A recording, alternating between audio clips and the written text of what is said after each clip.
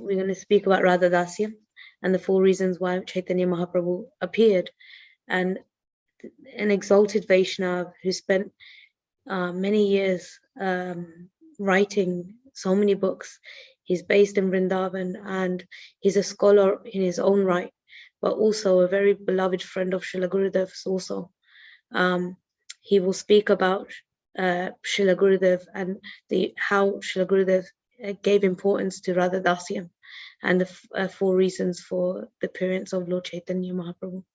So with great honor, pleasure, love and affection and Dandavat Pranams, I would like to invite our next speaker, Shri Achyutalal Bhatta Goswamiji, to come and speak something so that somehow or another we can understand the mood of Srimati Radharani and Sriman Mahaprabhu and somehow be able to see Gurudev in this. Hari Bol, Dandavat Pranams.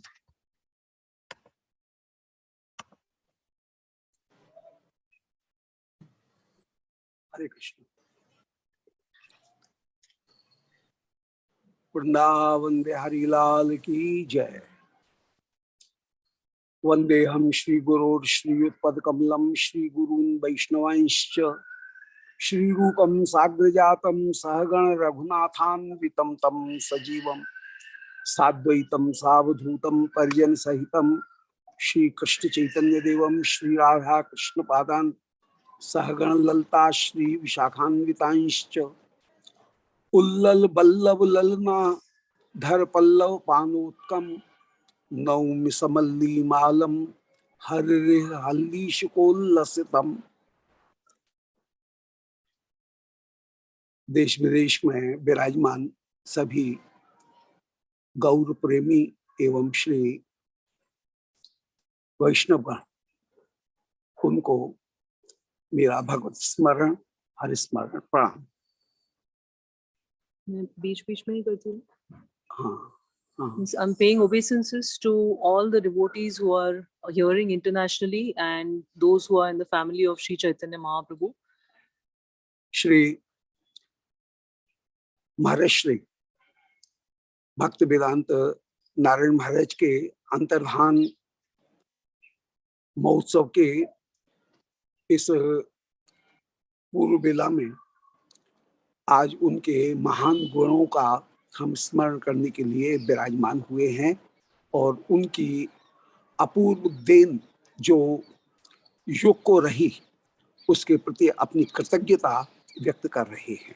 We have assembled to speak, to remember the glories of this great personality, Srila Bhaktivedanta Narayan Goswami Maharaj, to honor his disappearance tithi, which is coming up tomorrow, and also to remember his great contribution to this world. Be grateful. And to be grateful for that. Shri Maharaj एक युग पुरुष रहे जिनके द्वारा दिए गए निर्देश को प्राप्त करके पूरा युग सदा अपने मार्ग को प्रकाशित पाएगा। He is like a Yug Purush, a person of the centennial, and he has illuminated a path which will help everyone in this millennium to move forward.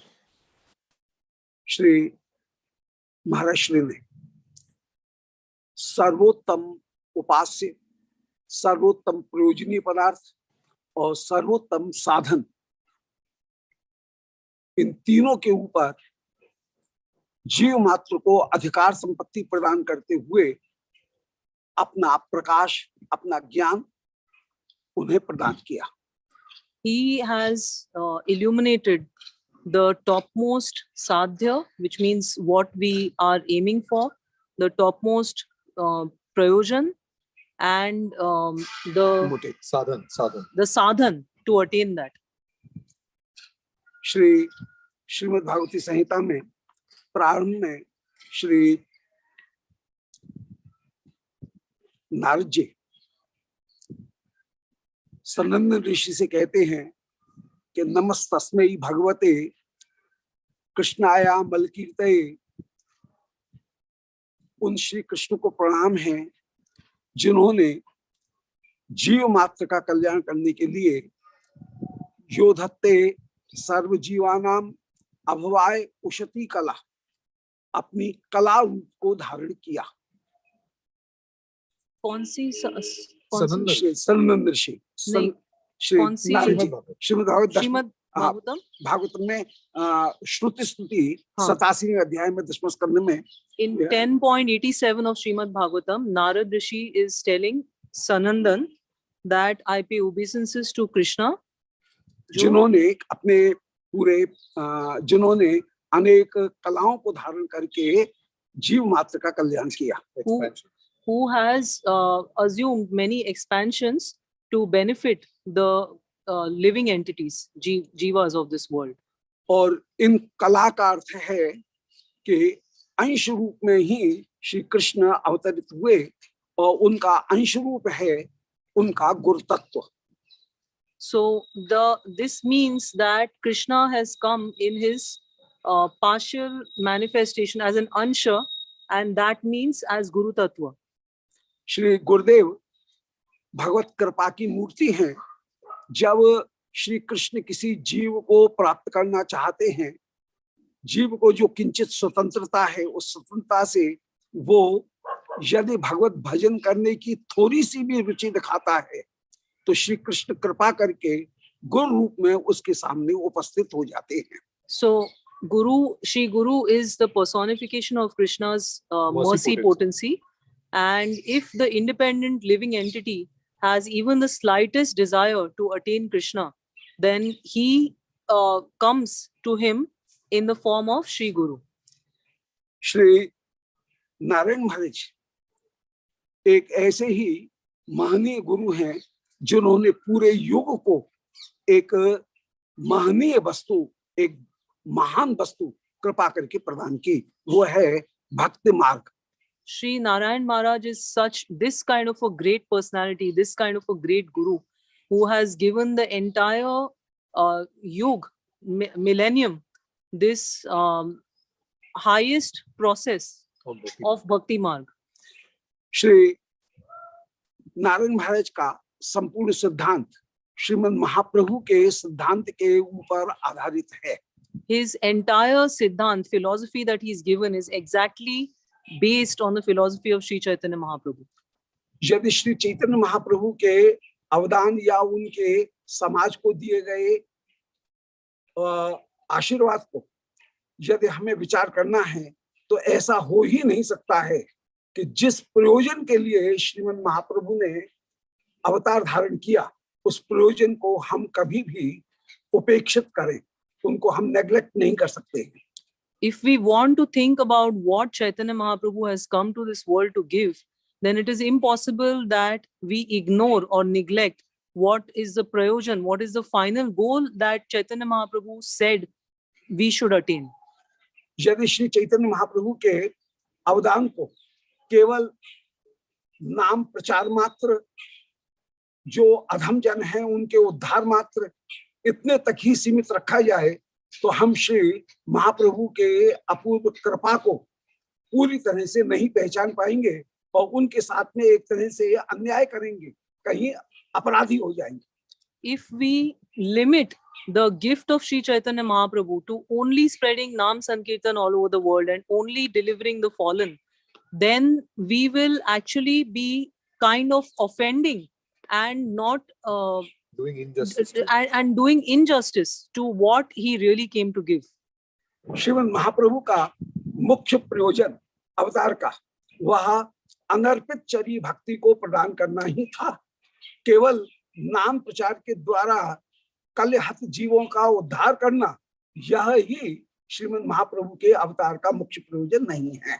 Srimad Mahaprabhu came mainly to give Anarpit Chari Bhakti, that Bhakti which was not given for a long time.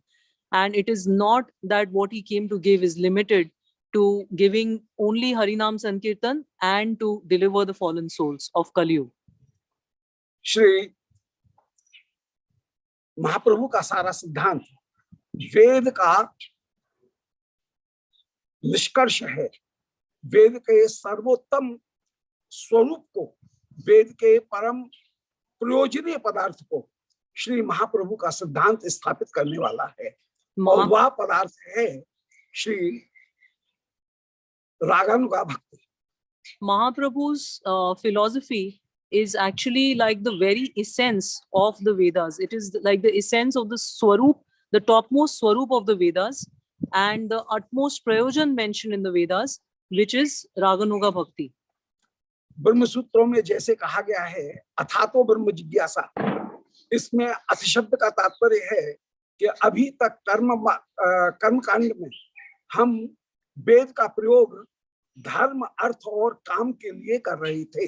The Ved mantra Thatu Brahma Jigyasa, in this the word Atha is meant to explain that till now we were using the Vedas to fulfill the karma, sense gratification, religiosity, and economic development. dharma, arth or काम. Yeah. परंतु ये ही वेद का मुख्य अर्थ नहीं है। वेद के मंत्रों का जहां हम पूजन में प्रयोग कर रहे थे कि त्रिपादूर्ध्वम उदित पुरुष, या इस तरह के मंत्र के भगवान की वैभव अलग हैं, अद्भुत हैं, परंतु उन मंत्रों के अर्थ का प्रयोग न करके, उनके अर्थ को न समझते हुए हम उनका अभी तक कर्म कांड में प्रयोग कर रहे थे कि यदि भोग लगाना है ठाकुर जी को तो नाभ्य आसीत अंतरिक्षम ये कहकर के भोग लगा रहे हैं, आरती कर रहे हैं तो चंद्रमा मनसो याता कहकर के आरती कर रहे हैं। इस प्रकार किसी देवता की पूजा में हमने धर्म, अर्थ, काम इनके लिए उन वेद मंत्रों का प्रयोग किया, उनका जो वास्तविक तात्पर्य था उसका हमने प्रयोग नहीं किया। So we have not used the real inner meaning of these mantras. Till now, it was only the external meaning of these mantras. So we would use these Vedic mantras for different activities like offering bhog or doing puja, arti, and various such limbs of devotion. But we never have tried, we had never before this tried to enter deeply into the meanings of these mantras, the essence of these mantras. परंतु इन सभी मंत्रों का अंतिम लक्ष्य कहीं मोक्ष को प्राप्त करना है, परंतु मोक्ष का तात्पर्य भी कहीं ब्रह्म के साथ में सायुज्य मात्र नहीं है, उससे अलग भी कुछ वस्तु हैं जो कि ये मंत्र संकेतित करते हैं। It was thought that the ultimate aim anyways of these mantras even is to attain liberation, and liberation was understood as Brahma Sayujya, to like impersonal liberation, to merge with the light. But these mantras, if we study them deeper, then they actually have a deeper meaning than that. They go beyond that. वेद उस परतत्व को, absolute जो reality है, उसको कहीं ब्रह्म, परमात्मा और भगवान तीन रूपों में प्रयुक्त करते हैं। इनमें भगवत्ता ही परतत्व का सर्वोत्तम स्वरूप है। So the Vedas define this absolute reality in three ways: as the Brahma, the impersonal effulgence or the light, then Paramatma, the super soul, and Bhagwan, the supreme Lord. And among these, Bhagavatta is the absolute reality is defined in its ultimate reality as the ultimate reality of personal absolute reality is the personal conception itself.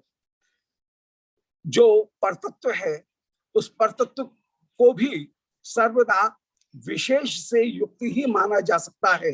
ऐसा हम नहीं मान सकते हैं कि उसमें कोई adjective नहीं है, उसमें कोई विशेषण नहीं है, वह सर्वदा विशेष से युक्त ही है। मतलब जैसे गुणों से युक्त। He is adorned always with spiritual qualities. He has spiritual qualities. That personality can be defined and described with various spiritual qualities. भगवान के जो अनंत अनंत गुण हैं, उन अनंत गुणों के रूप में ही उनकी अनंत शक्तियां हैं, और उन शक्तियों में जगत, जीव और स्वरूप शक्ति, ये तीन शक्ति उनके गुणों की ही, उनकी विशेषताओं की का ही विश्लेषण करती हैं। So among the various qualities that the Lord has, they are infused with various potencies, and the potencies are of three types. The potencies are of three types: Jeev, जगत, एवं Ja- Vaikuntha Jagat or Vaikunt? स्वरूपभूत, इनमें जो स्वरूपभूत शक्ति है उस स्वरूपभूत शक्ति का भी यदि विवेचन करने के लिए बैठे हैं तो भगवान की उन शक्तियों को 6 रूपों में 6 ऐश्वर्यों के रूप में उनको व्यक्त किया गया है। भगवान की जो महिमा है, ग्लोरीज हैं, उनको 6 रूपों में कहीं व्यक्त किया गया, उनको ही 6 ऐश्वर्य कहते हैं। There are 6 ways in which, 6 ways in which his quality, Swarup Shakti, internal potency internal potency has been described, and those 6 opulences, those are 6 opulences. ऐश्वर्यस्य समग्रस्य वीर्यस्य यशस्श्रिय ज्ञान वैराग्योश्चैवं षण्णाम भगीतिंगना।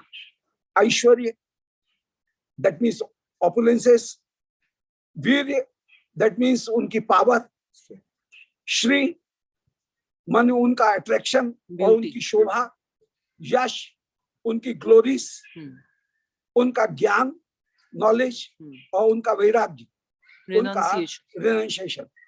ये 6 जो ऐश्वर्य हैं, इन 6 ऐश्वर्यों में भी श्री ऐश्वर्य ही प्रधान है। So among these 6 opulences of the Lord, as Maharaj Ji described, his beauty is actually the primary opulence, the topmost. और भगवान की मधुरता का सार, भगवत्ता का सार उनका माधुर्य, उनका स्वीटनेस ही है। And the very essence of his godhood is his sweetness itself.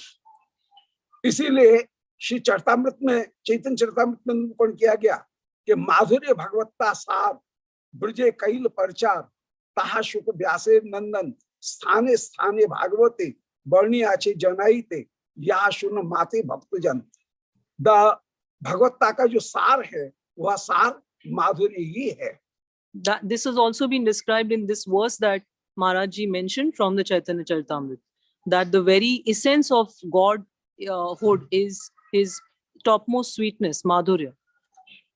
माधुर्य का तात्पर्य है कि अनंत ऐश्वर्य के प्रकट होते हुए या न होते हुए भी जहां मनुष्यवत लीला का त्याग न हो, उसका नाम है माधुर्य। Madhurya means that even though there may be the topmost and unlimited Aishwarya opulences, but the human-like, whether they are present or not present, but the human-like behavior of the Lord is not transgressed. It's not left behind. इस माधुर्य का सर्वोत्तम प्रकाशन यदि कहीं है तो वो श्री वृषभानंदिनी श्री कृष्ण की ही आह्लादनी स्वरूपा श्री राधा रानी के साथ में ही श्याम सुंदर की जो मधुर लीलाएं हैं, उनका जो मिलन है, वही इस माधुर्य का सबसे बड़ा सार है। The topmost essence of this Madhurya is when Srimati Radharani, the daughter of Vrishabhanu Maharaj, meets with Sri Krishna in their conjugal pastimes. Shri वृषभानंदिनी मुख्य रूप से आश्रय पदार्थ हैं और श्री श्यामसुंदर विषय पदार्थ हैं, क्योंकि श्री श्यामसुंदर अपनी आत्मारामता के कारण अपने सुख को पूरी तरह से श्यामसुंदर श्री किशोरी जी को समर्पित नहीं कर पाते, जबकि श्री किशोरी जी श्री राधा रानी अपने संपूर्ण सुख को पूरी तरह से 100% श्यामसुंदर को समर्पित करती हैं। So Radharani is the Vishay, the abode of love, Krishna is the object of love. whereas Krishna is the object of love.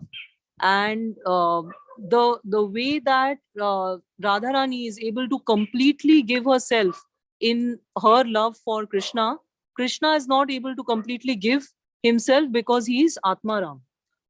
इसीलिए श्री कृष्ण के हृदय में निकुंज में 3 अभिलाषाएं ऐसी रहती हैं जिनको वे पूरा नहीं कर पाते। That's why in the Nikunja there are 3 desires in his heart which he is unable to fulfill. Krishna is unable to fulfill. पहली अभिलाषा है कि श्री राधिका की प्रणय महिमा कैसी है। The first desire is how great, what is the glory of Radharani's love. Shri Radha Rani का प्रेम इतना महान है कि श्री कृष्ण शिष्य नट बन जाते हैं।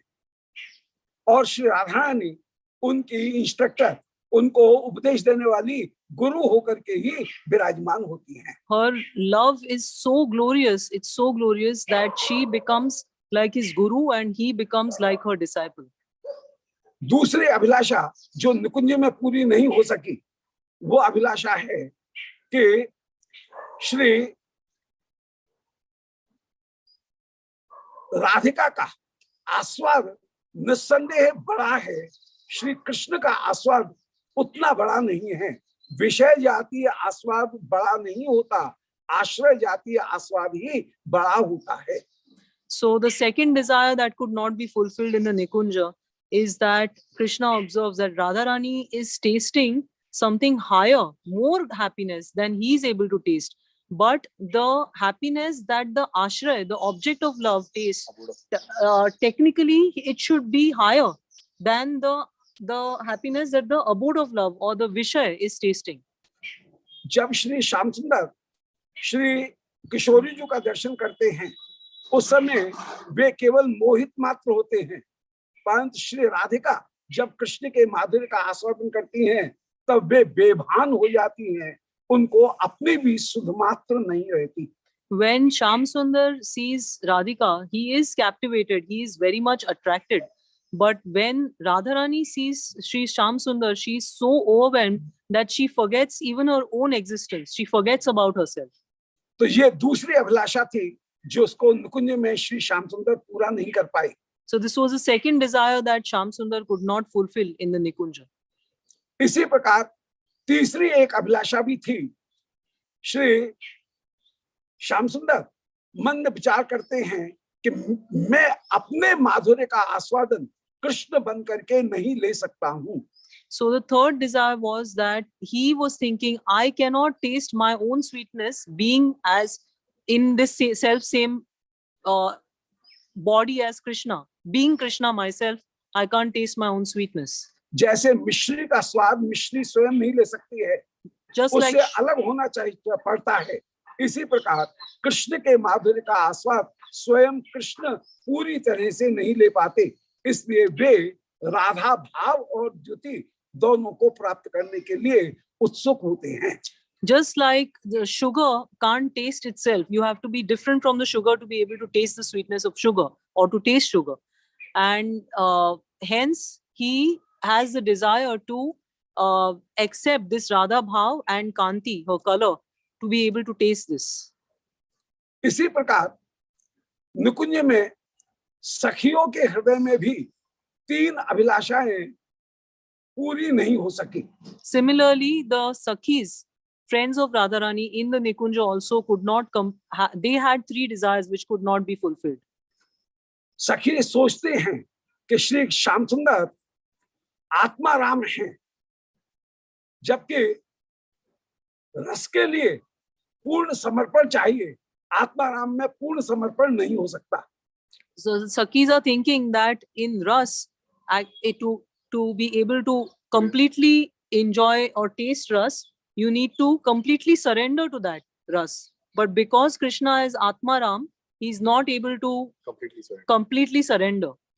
श्री कृष्ण आप्त काम है, और आप्त काम उसे कहते हैं जहां पर अपने उद्देश्य की पूर्ति हो जाने पर फिर साधन की, ऑब्जेक्ट की आवश्यकता न रहे, उसको आप्त काम कहते हैं। Krishna is also Aptakam, and that means that once you have attained what you wanted, then you don't need the object anymore. Object of attainment. Object of attainment. The process anymore. ये दोष भी कहीं ना कहीं श्याम सुंदर में बना रहता है।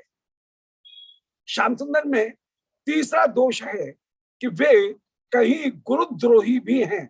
आत्मारामो याप्तकामः अकृतज्ञो गुरुद्रोह, वे गुरुद्रोही अकृतज्ञ भी हैं। So that second fault also remains in Krishna always, and the third fault that remains in him is that he is Gurudrohi, which means ungrateful. Yes. Gurudrohi means ungrateful. Yes, ungrateful to Guru. To Guru. That means इसका तात्पर्य ये है कि श्री श्याम सुंदर उन लोगों को दुख दे रहे हैं विरह प्रदान कर रहे हैं, जो श्याम सुंदर की सेवा करना चाहती हैं, उन गोपियों को वे उल्टा विरह प्रदान करते हैं, दुख देते हैं। This means that he is actually giving a distress to those who are trying to serve him, like gopis in this case, where he's making them feel separation from him, whereas they were trying to serve him. परंतु जब श्री कृष्ण ही राधा भाव द्युति सुबलित होकर के विराजमान होते हैं, तो श्री कृष्ण में ये तीनों ही दोष नहीं रहते। But when Krishna himself comes as assuming the mood and color of Srimati Radharani, then these three faults are no longer present in him. उस समय श्री शांतनु न आत्माराम रहते हैं, न आप्तकाम रहते हैं, और न गुरुद्रोही रहते हैं, बल्कि वे सब प्रकार से श्री प्रिया जी की सेवा करना चाहते हैं। At that time, कृष्ण की सेवा करना चाहते हैं। he doesn't have any of these three faults of Atmaram, Aptakam or Guru Drohi. All he wants to do is serve Shri Krishna. इसी प्रकार श्री राधा रानी की भी कुछ अभिलाषाएं निकुंज में पूरी नहीं हो पाती। Similarly, some desires of Srimati Radharani are also not able to be fulfilled in the Nikunja. Shri Radha Rani जब भी कृष्ण के वियोग में व्याकुल होती हैं, तो उनको रसोई घर में जाकर के छिप कर के अपने आंसुओं को छिपाना पड़ता है, और यदि कोई पूछे तो कहना पड़ता है कि धुएं के कारण ये आंसू आ रहे हैं। So when she is crying due to being in great separation from Krishna, she has to go and hide in the kitchen of her house. And then if someone asks her that why are you weeping, and she says, no, this is just due to the smoke in the fire that's burning here, that my tears are coming in my eyes. इसी प्रकार श्री राधा रानी सोचती हैं कि कुल बधू होने के कारण मैं श्याम सुंदर के साथ में गोचारण करने के लिए कहीं उनके साथ में नहीं जा सकती हूँ, और श्याम सुंदर के शिल त्राण पर ही सीत तीतना कल लता मन कांत गच्छति, गाय चराते हुए श्याम सुंदर के चरणों में यदि कोई पीड़ा लगती होगी, कोई कांटा लगता होगा, तो हाय मैं उस कांटे को स्वयं सहन करना चाहती थी, परंतु कुल बधू होने के कारण मैं श्याम सुंदर के साथ में नहीं जा सकती। So because I am a married gopi of Vraj, I cannot go with Sham Sundar for cowherding, and when he goes for cowherding, sometimes some thorns may prick his foot, and I'm not able to be there at that time with him to try to alleviate that pain, and this causes her great distress. कब वो अवसर होगा जबकि सारे कष्ट को मैं अपने ऊपर सहन कर लूं, और जब श्री महाप्रभु के स्वरूप में श्री राधा रानी श्री कृष्ण के आवरण बन करके विराजमान होती हैं, अंत कृष्ण बहिर्गौर होकर के जब श्री महाप्रभु विराजमान होते हैं और महाप्रभु मूर्छित होकर के गिरते हैं, तो सारी चोट श्री राधा रानी अपने ऊपर सहन कर लेती हैं। निकुंज मंदिर में वे ऐसा नहीं कर पाई। So in the Nikunj, she is not able to take all the difficulty that Krishna has to go through on herself, which is her greatest desire. But as Sri Chaitanya Mahaprabhu, Chaitanya Mahaprabhu is Antar Krishna Bahir Gaur.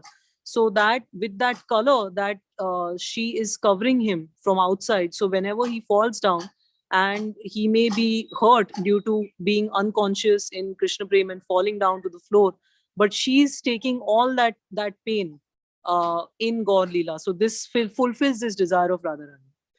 In Shri Gaur Leela में श्री राधा रानी अपने उस प्रेम को लता पता को भी प्रदान करती हैं, जबकि निकुंज मंदिर में वे अपने प्रेम का उद्घाटन केवल अंतरंग सखियों के आगे ही कर पाती थी। तो उनके हृदय में बड़ी अभिलाषा थी कि कब वो अवसर हो जबकि मैं उस प्रेम को सबको प्रदान करूं। She had this great desire that she wanted to give this love which was in her heart to everyone. But in the Vraj Leela, in the Nikunj Leela, she could only give it to the very near and dear ones, the intimate ones, intimate circle. But here she is even giving it to the trees and creepers and to everyone in the form of Mahaprabhu. तो श्री महाप्रभु का स्वरूप प्रेम का दान करने वाला स्वरूप होकर के विराजमान है। श्री महाप्रभु ने अपने पूरे परिकर को भी इसके लिए अधिकृत किया कि वह भी महाप्रभु के समान ही प्रेम का दान करे। So Mahaprabhu is the greatest donor of this Krishna Prem, and he has made his associates qualified. He's given them this qualification and authorization to further give this love to everyone.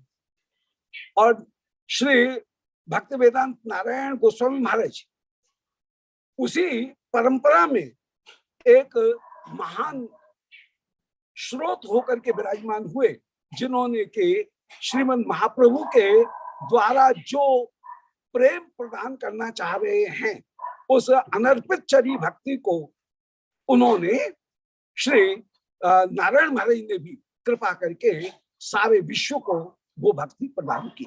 So Srila Narayan Goswami Maharaj is also one of those great tributaries in this entire parampara coming down from Mahaprabhu, who fulfilled this desire of Sri Chaitanya Mahaprabhu to bring this love down and to give it to one and all. अनर्पित चरी भक्ति का तात्पर्य है भावोल्लास में ही भक्ति, अर्थात जहां श्री राधा रानी के प्रति ऐसी श्रद्धा उत्पन्न हो जो श्रद्धा कृष्ण से भी अधिक बढ़कर के है, उसका नाम है भावोल्लास। So Anarpit Chari Bhakti means indicates Bhaullas Rati, which means that you have more faith in Srimati Radharani as opposed to Sri Krishna. This is the meaning of Bhaullas. संचारी स्यात् समोना वा कृष्ण रत्या सुहृद्रति अधिका पुष्यमाना चेत भावोल्लास स उच्यते।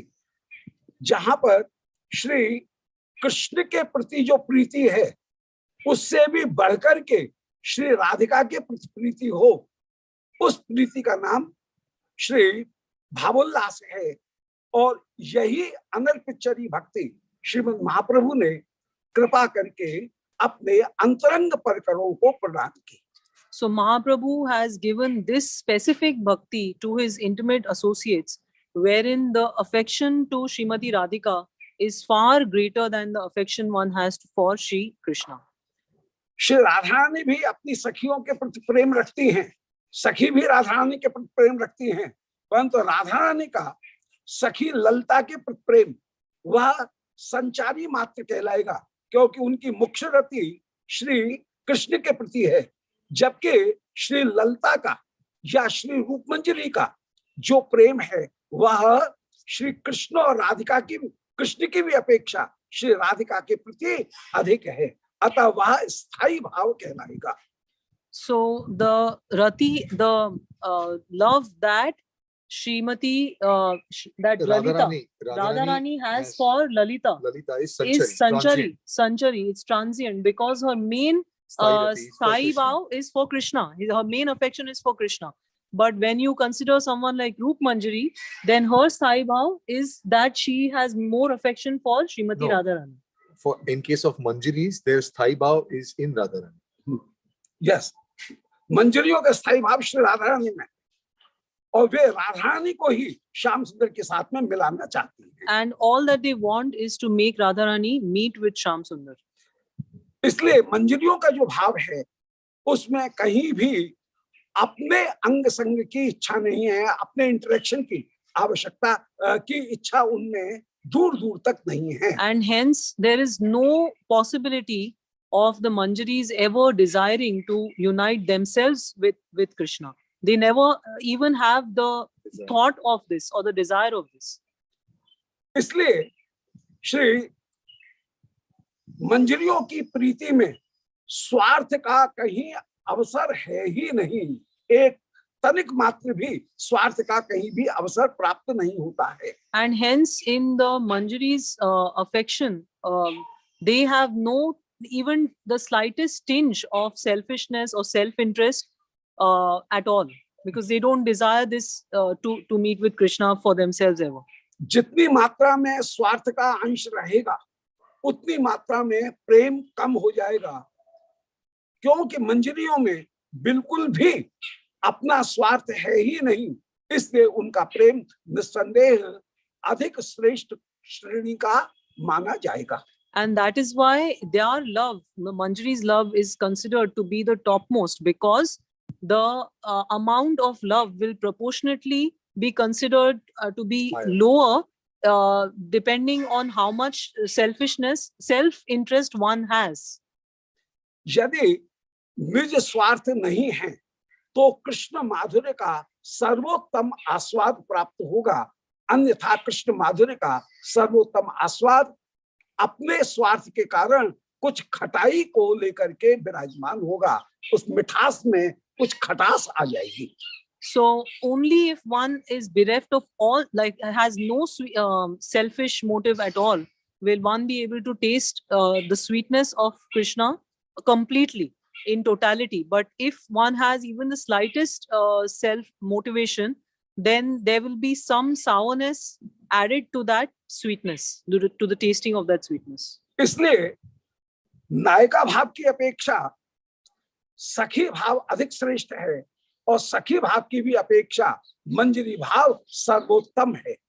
नायिका का मतलब हीरोइनस, और सखी सखी माने फ्रेंडनेस, फ्रेंड ऑफ राधिका। और ये मंजरी। मंजरी, So- mid So it is, that is why it is the gradation goes from lower to higher, from the ones who wish to be heroines of Krishna, independent heroines, to the ones who are heroines but they are sakhis of Radharani, like friends of Radharani, and the third, which is the highest level, is the Manjaris.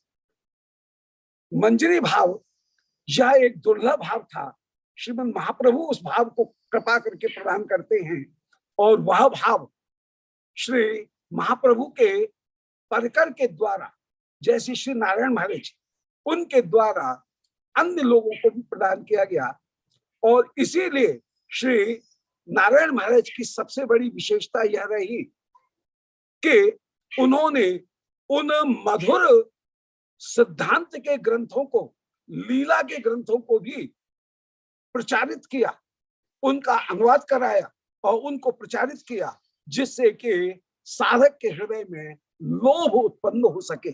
So this was the so Chaitanya Mahaprabhu came to give this extremely rare Manjari mood, and he authorized and gave the qualification to his inner intimate associates to disperse this mood to others. And Srila Narayan Goswami Maharaj is one such intimate associate of Sri Chaitanya Mahaprabhu who has done this in this world. And for this reason, he not only preached, but he also published, he composed, he translated and commented on many such books and published them to be able to give his followers this to have to breed this greed within their hearts. मंजरी भाव को प्राप्त करने के लिए साधक को 4 चीजों की जरूरत पड़ेगी। The sadhak needs, the devotee will need 4 things to nourish this Manjari bhav within their heart. सबसे पहली आवश्यकता है लोभ। जहां भक्ति में प्रवृत्ति लोभ के कारण उत्पन्न होती है, उसे राग भक्ति कहा जाता है। The first and foremost is greed, where you want to do progress in bhakti due to this greed is called rag bhakti, raganuga bhakti. परंतु जहां शास्त्र की आज्ञा के कारण प्रवृत्ति होती है, उसको विधि भक्ति कहा जाएगा। And where you are doing bhakti due to the prescriptions of the scriptures, then that is called vaidhi bhakti. रागानुगा भक्ति के लिए आधारभूत वस्तु है लोभ। The basis of raganuga bhakti is this greed. दूसरी वस्तु जो रागानुगा भक्ति के लिए आवश्यक है, वह है अनुगत्य। The second thing that is most essential for raganuga bhakti is anugatya, following under someone who can teach that. तीसरी वस्तु रागानुगा भक्ति के लिए आवश्यक है, वह है कृपा। यहाँ अपना साधन काम नहीं करता है, यह पूरा मार्ग कृपा का मार्ग है, और यहाँ पर कृपा ही एकमात्र उस प्रीति को, श्री राधिका दासी की जो प्रीति है, उस प्रीति को कृपा के द्वारा ही प्राप्त किया जा सकता है, कृपा ही उसका साधन है और कृपा ही उसका फल है। कारण, साधन और फल तीनों कृपा ही है। So the third is mercy. And without mercy, one cannot attain Raganuga Bhakti or this mood of maidservant of Srimati Radharani. The sadhan or साधन, कारण, karan, the कारण, cause, साधन, Process. प्रोसेस और जो गोल है। the cause, the process, and goal All of are someone All to kind. progress or on this path of Raganuga Bhakti is mercy alone. Sadhan cannot get someone to progress on Raganuga Bhakti. It all depends only on mercy. और चौथी जो आवश्यक वस्तु है, वो चौथी आवश्यक वस्तु है श्री किशोरी जी के साथ, श्री जुगल सरकार के साथ में कहीं संबंध ज्ञान, कि मैं उनकी दासी हूं। मदीशा नाथत्वे ब्रज विपिन चंद्रम ब्रजवनेश्वरी तन नाथात्वे तत्तुल सखीत्वे तो ललताम विशाखाम शिक्षाली वितरण गुरुत्वे प्रियसरो गिरीन्द्र तत्प्रेक्षा ललित रथ रत्ते मर्मना। सबसे पहले साधक को ही विचार करना पड़ेगा कि मैं राधा रानी की दासी हूं। राधा रानी के प्यारे हैं श्याम सुंदर, इसलिए प्यारे की प्यारी वस्तु दुगनी प्यारी होती है, तो श्याम सुंदर मेरे दुगने प्यारे हुए। So the fourth essential thing in Sambandha, that understanding of my relationship with Srimati Radhika as her maidservant. And then Maharaji quoted Madisha Nathatve, this verse from Sri Manashiksha, where he's saying that he explains that the first important abhiman or we need to identify ourselves as the servants of my mistress Srimati Radharani, whose beloved is Sri Krishna. And so when you have a beloved and that beloved has another beloved, then you love that beloved of your beloved twice as much. और श्री कृष्ण की प्यारी हैं राधिका, इसलिए Radhika 4 time अधिक प्यारी हो गई। And then because again Radhika is Sri Krishna's beloved, then she's 4 times as much beloved to us. तो इस प्रकार श्री रागानुगा भक्ति के 4 आधारभूत जो घटक हैं, फैक्टर्स हैं, लोभ, अनुगत्य, कृपा और संबंध, इन चारों को श्री नारायण महाराज ने कृपा करके अपने ग्रंथों के माध्यम से, अपने प्रवचन के माध्यम से और अपने आचरण के माध्यम से उन्होंने अपने शिष्यों को और भक्तों को कृपा करके उनको प्रदान किया। इनके लिए पूरा युग उनका सदा कृतज्ञ रहेगा। So these 4 factors that are the very basis of Raganuga Bhakti, Srila Narayan Goswami Maharaj, through his preaching, through his books, and through his own precept, he taught this, he awarded this Raganuga Bhakti to his followers and the devotee community at large. And this entire millennium will be ever grateful to him for this great contribution that he has made. तो संक्षेप में श्रीमद् महाप्रभु का अवतार का अंतरंग जो प्रयोजन था, उस अंतरंग प्रयोजन को पूर्ण करने में श्री नारायण महाराज ने श्री महाप्रभु के उस अंतरंग प्रयोजन को सबको कृपा करके प्रदान किया और उसका जो सुव्यवस्थित रूपानुग मार्ग है, जिसका विश्लेषण प्रमुख रूप से श्री रूप गोस्वामी जी ने किया, उस रूप गोस्वामी जी के संपूर्ण मार्ग को व्यवस्थित रूप में जीवों को प्रदान करके उन्होंने युग का बहुत बड़ा उपकार किया है। So he has done a great favor, benedicted this whole millennium by giving this, specifically this Rupanuga Bhakti, in an extremely orderly fashion, in which everyone can accept it in their lives, and fulfill the innermost desire of Sri Chaitanya Mahaprabhu, which he came to this world to give, the topmost gift which he came to give. आज उनके अंतर्धान, उनके लीला प्रवेश के इस तिथि महोत्सव में हम उनके श्री चरणारविंद में प्रणाम कर रहे हैं, प्रणत हो रहे हैं और उनके द्वारा दिए गए इस मार्ग निर्देश को उनकी कृपा से हम धारण कर सके हैं, यह उनके चरणों में प्रार्थना करते हैं। Today, on his disappearance day, the day on which he entered the eternal pastimes, I'm praying at his feet that I can myself तो Assimilate. मैं वो assimilate these teachings That is the word. and proceed on the path of Raganuga Bhakti. जय यश राधे। धन्यवाद। Wow.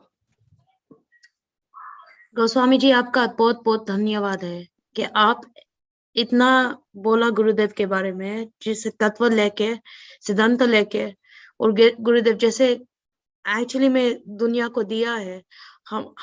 हम आपका ऋणी है कि आप आए हमारा प्रोग्राम में और ऐसे बात बोले कि सब लोग सोचेंगे और याद भी आएंगे कि कितना गुरुदेव हमारे लिए किया है, वो कर रहे हैं अभी भी। तो मेरा हिंदी बहुत अच्छा नहीं है, तो मैं बहुत सिंपल सी बात बोल रही नहीं, हूँ। बहुत अच्छी बात। पर जैसे भी है, मैं प्रार्थना करती हूँ आपको और वैष्णवों को कि ऐसे बात आपकी बार बार सुन सकते हैं कि एक दिन ऐसे हो कि गुरुदेव की एक्चुअल वो जैसे है, सच में है, वो मंजरी भाव में है, वो हमको एक्चुअली मिल सकते हैं। और प्रार्थना करते हैं कि थोड़ा सा भी सेवा कर सकते हैं इसके लिए, तो हमारा जन्म इतना होगा कि हम गुरुदेव को कुछ वापस दे सकते हैं। तो आपका बहुत बहुत धन्यवाद। वाह वाह, बोलो रमण मंजरी महारानी की जय जय। जय। जय। Lavanga Didi and Ambrish Prabhu, thank you so much for translating and being there. It's And not a being- very good translation, but we tried. You've got a Sanskrit scholar there, and to translate for such a wonderful exalted Goswami like him is I don't know what to say. So we're just very grateful that you're able to come and translate for us as well.